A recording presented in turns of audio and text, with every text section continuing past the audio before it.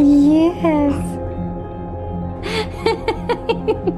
My daughter, who was progressing very beautifully up until around 14, 16, 18 months, somewhere in there, we lost her in a huge way.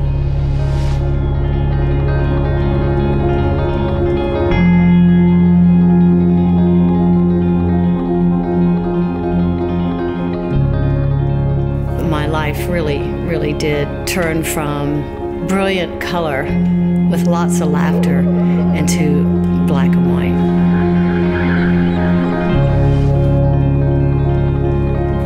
We went through extremely difficult times with Gentry, times where she would injure other people, and then she would start injuring herself, and she would literally had bite marks all over her body, and these were just really hard times for us.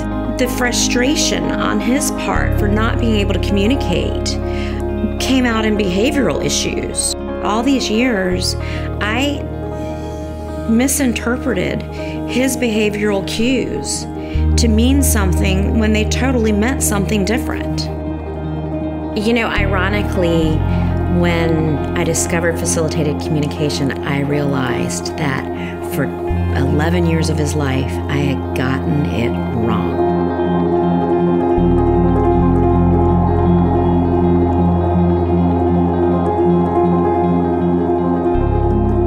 The happy young boy loved his happy place in the ever-changing world. Sweet to see my letters, easy to free my thoughts. People tell intelligence by politeness. Autism is not polite. I am intelligent. This certainly was a defining moment in our lives where she was unlocked and unleashed to be able to speak for the very first time. And the fact that the very first thing she said, typing, was, "Thank you for releasing my voice."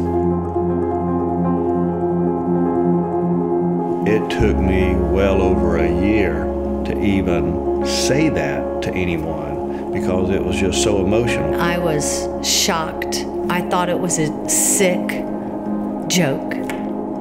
And so the more the dialogue that went on that day, the more I went, this is not a sick joke, this is Lanier. You know, to think that you have lost someone for 16 years and then to get them back, that doesn't happen. You know, you think you know your child, and but you really don't.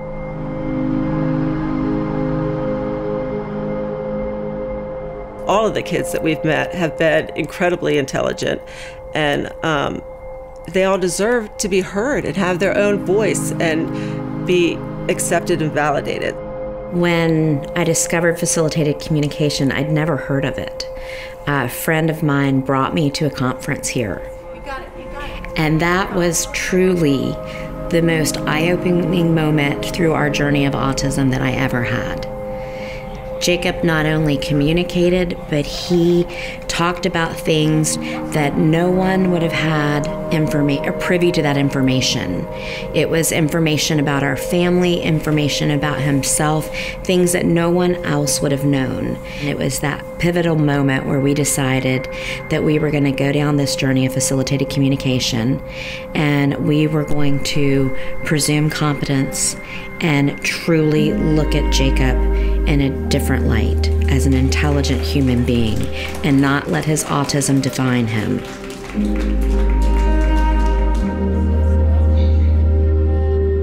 There is no more disadvantaged group than the people who don't have a voice because they can't speak for themselves, so they're assumed to be less than. You couldn't speak, you didn't have intelligence, you know. I constantly tell Gentry, I can't believe she put up with me all these years, like dragging her to doctor and trying to fix her, constantly trying to make the autism go away. She's prevailing and conquering every single day.